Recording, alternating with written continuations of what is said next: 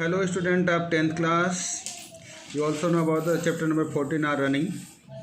First part our also completed. So let's start second part. The first topic in the second part is economic growth and economic developments. Dear student, it is the most important question. What is the difference between the growth and economic development? So let's start. Understand this topic of now. Countries with the higher income are the considered more developed than the with the low income.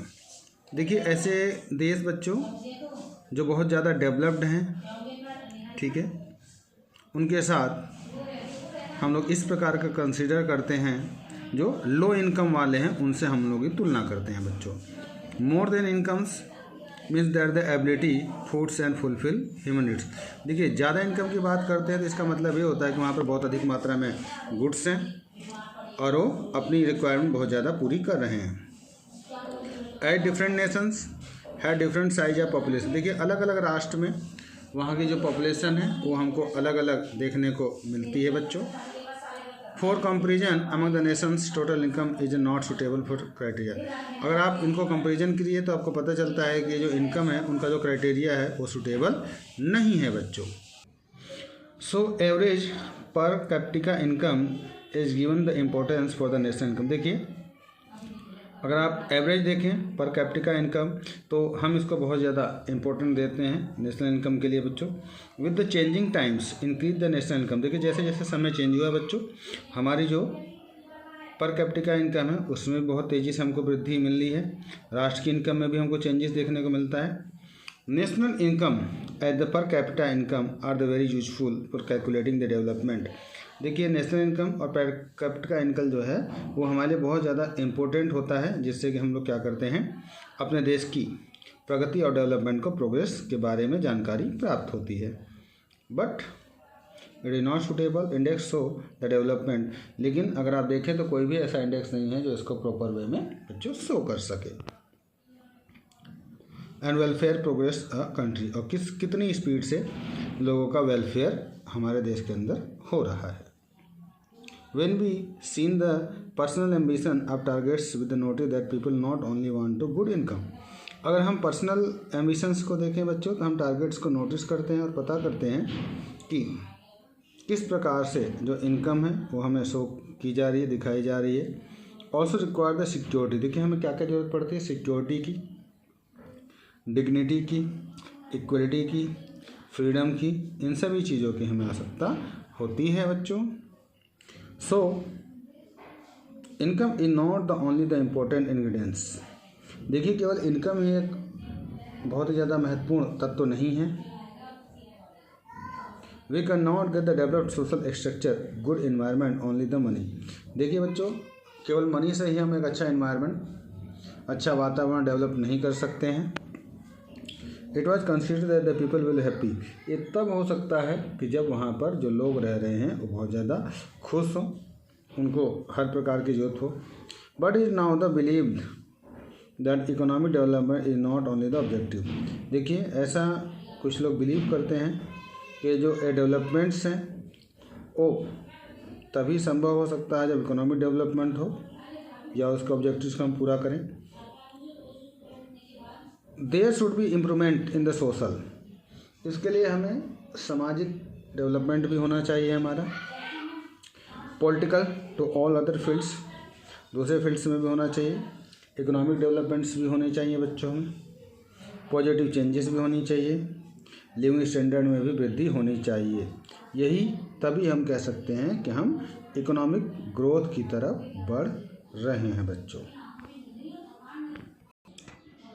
So let start now human development. आइए अब हम human developments की बात कर लेते हैं बच्चों. The concepts of human development come into the exist in 1990. ये जो ह्यूमन डेवलपमेंट की बात है ये 1990 में हमारे सामने आया हुआ बच्चों.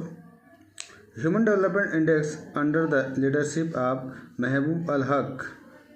देखिए जो ह्यूमन इंडेक्स है उसके जो लीडर थे बच्चों महबूब अल हक जी थे. उन्होंने एक इंडेक्स तैयार किया था जिसमें मानव को किस प्रकार से कितनी तेज़ी से डेवलप्ड हो रहे हैं उनके बारे में इसमें वर्णन किया गया है बच्चों. जिसमें आप बहुत सारी चीज़ों को उन्होंने ऐड किया है, जैसे हेल्थ है, स्टैंडर्ड लिविंग,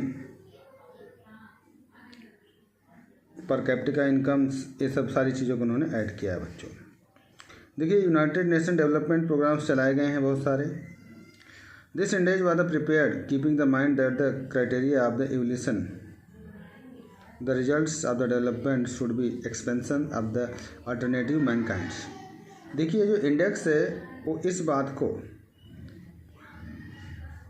ध्यान में रखकर तैयार किया गया है, मूल्यांकन किया गया है कि जो डेवलपमेंट है वो कितनी तेज़ी से बढ़ा है, जिससे कि मानव कल्याण में जो प्रोग्रेस हम लोगों को देखने को मिलता है वो किस प्रकार से हमें मिला है। This index made the issue of development from the money oriented to human oriented. देखिए बच्चों ये जो इंडेक्स है यह एक मनी ओरिएंटेड इंडेक्स है, जिसमें मनी के माध्यम से आप कितना डेवलप्ड हुए हैं उनके बारे में इसका वर्णन होता है बच्चों। लोगों का कितना वेलफेयर हुआ है, अलग अलग नेशंस में इसको कंपैरिजन किया जाता है बच्चों। चलिए अब बात कर लेते हैं planning in India. We want to use resources time and money. हम सभी जानते हैं कि हम लोग रिसोर्सेस का यूज करते हैं टाइम के अकॉर्डिंग, मनी के अकॉर्डिंग बच्चों।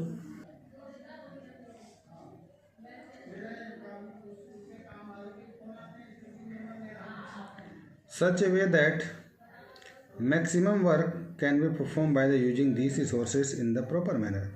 देखिए हम लोग इन रिसोर्सेज को प्रॉपर मैनर में यूज करते हैं। First of all an outline is made to conduct any family function. ये बिल्कुल वैसा ही है बच्चों जैसे आप किसी फैमिली के फंक्शन को ऑर्गेनाइज करते हैं। आफ्टर दिस द पर्सन और family try to use resources in the best possible manners. Just like a person और a family, a nation also wants to fulfil many object. देखिए एक राष्ट्र जो है वो बहुत सारी आवश्यकताओं की ऑब्जेक्टिव को फुलफिल करता है रिसोर्सेज के माध्यम से जो भी वहाँ पे अवेलेबल होते हैं बच्चों। इन the best possibility planning is the techniques with the efforts were made the. देखिए इसके लिए हम लोग क्या करते हैं बच्चों, प्लानिंग करते हैं कि हमें जो हमारा ऑब्जेक्टिव्स है उसको हमें किस प्रकार से इस गोल को प्राप्त करना है। जो भी रिसोर्सेज हैं उसको हम लोग उसके अकॉर्डिंग टारगेट को सेट करते हैं। Planning has the some importance factor. देखिए प्लानिंग के लिए बच्चों कुछ बहुत ही ज़्यादा महत्वपूर्ण फैक्टर्स होते हैं, उनको भी हमें ध्यान में रखना चाहिए। First it has the well finish the defined AIIMS object. सबसे पहले हमें उसके जो ऑब्जेक्टिव्स हैं उसको सेट करना चाहिए। Secondly estimate the available resources, और जो भी हमारे पास रिसोर्सेज अवेलेबल हैं उसका हमें एस्टिमेट वैल्यू तैयार कर लेना चाहिए। अगर थर्डली देखा जाए, after estimation there distribution and use the various targets in important. बहुत सारे महत्वपूर्ण टारगेट्स हैं उनको हमें यूज करना चाहिए। Economic planning can be define the many way to the simple words. Economic को हम लोग बहुत सारे सिंपल वर्ड्स में हम डिफाइन कर सकते हैं बच्चों। जैसे कि हम लोग किसी कार्य को करने के लिए अपने फैमिली में यूज करते हैं, वैसे ही हम लोग क्या करते हैं, देश के अंदर जो भी रिसोर्सेस अवेलेबल हैं उनका हम प्रॉपर वे में मैनेजमेंट के माध्यम से उसको जो हम यूज करें उसी को हम लोग रिसोर्सेस एज ए प्लानिंग कह सकते हैं बच्चों। इसके लिए हमें गाइडलाइंस का फॉलो करना चाहिए। ऐसे नहीं कि रिसोर्सेज जो अवेलेबल है उसका अंधाधुंध यूज करें। हम लोगों को रिसोर्सेज को प्रॉपर वे में और अच्छे तरीके से गाइडलाइन के माध्यम से हमें यूज करते रहना चाहिए बच्चों। The idea of economic planning influenced by the Indian scholars. देखिए जो इकोनॉमिक प्लानिंग का आइडिया है वो हमारे भारतीय स्कॉलर्स के बौद्धिक विकास का ही एक रूप है। बहुत सारे जो स्कॉलर्स हुए हैं उन्होंने इसके ऊपर अपना अपना सजेशंस दिया है और इसको सपोर्ट किया है और इसके लिए नए रास्ते भी दिखाना शुरू कर दिए। अगर आप देखें तो 1930 से लेकर 40 तक का जो समय है वो इसी के डेवलपमेंट में लगा हुआ है। The first effort in the history of Indian economic planning was made by the Shri M Visvesvaraya in 1934। देखिए इकोनॉमिक प्लानिंग का जो श्रेय है वो एम विश्वेश्वरैया राय को जाता है। उन्होंने ही 1934 में इसकी शुरुआत करी थी। He presented a programme in this book. उन्होंने ये जो प्रोग्राम है अपने बुक के माध्यम से प्रस्तुत किया था।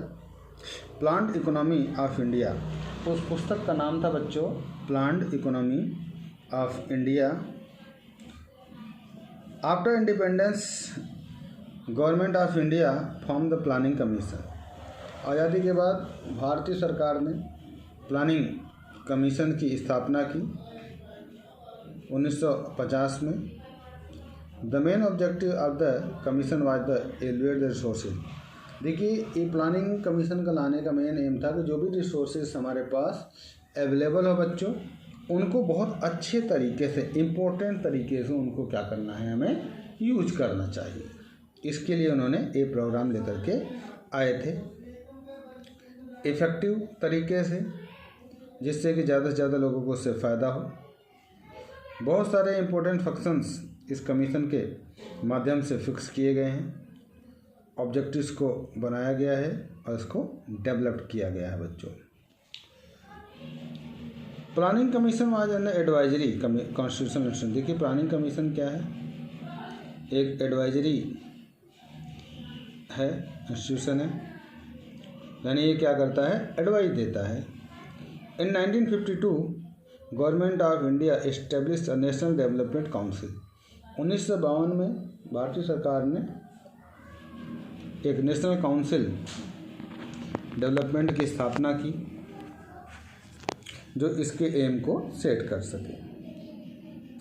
देखिए जो भी स्टेट्स हैं, यूनियन टेरिटरी हैं, इन सभी को क्या किया गया, इस ऑर्गेनाइजेशन से जोड़ दिया गया। नेशनल डेवलपमेंट इस बात को अप्रूव करता था, उनके लिए प्लान तैयार करता था, प्लानिंग तैयार हुआ करती थी कि स्टेट किस प्रकार से प्रगति करेगा। State chief ministers administration of deputy governors of the function union territory also its member. इसके जो मेंबर्स थे बच्चों, जो गवर्नर्स हैं, यूनियन टेरिटरी के लोग हैं, मेंबर्स हैं, उन सभी को बनाया गया। It is also a constitutional and advisory board. एक संवैधानिक और एडवाइजरी बोर्ड है बच्चों। Planning commission works under the supervision of national development council. देखिए जो प्लानिंग कमीशन है वो नेशनल डेवलपमेंट काउंसिल के अंडर में कार्य करती है बच्चों। चलिए बच्चों आज के लिए इतना ही, कल फिर मिलते हैं एक नए टॉपिक के साथ। इस प्लानिंग कमीशन के क्या ऑब्जेक्टिव्स की शुरुआत करेंगे। Okay, bye bye, have a nice day, take care.